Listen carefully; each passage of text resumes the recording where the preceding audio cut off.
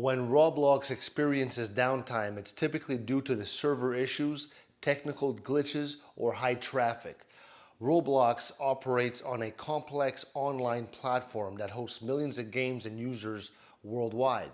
So when traffic spikes, such as during popular events or new game releases, it can overwhelm the servers, causing slowdowns or outages. Server maintenance is another common reason for disruptions. Roblox periodically performs updates to improve performance, add new features, or fix bugs. While maintenance is essential for keeping the platform running smoothly, it can lead to temporary downtime. So sometimes updates or patches introduce unforeseen issues, causing the platform to go offline unexpectedly. So security concerns also play a role in the outages. If Roblox detects a potential security threat, it may take the platform online to investigate and resolve the issue to protect user data and maintain a safe environment for players.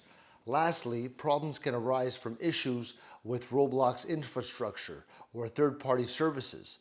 Connectivity problems or disruptions at data centers or issues with cloud services the platform relies on can impact accessibility. So while these issues can be frustrating for users, Roblox typically works to resolve them as quickly as possible, keeping the players informed through official channels like their Twitter or the website.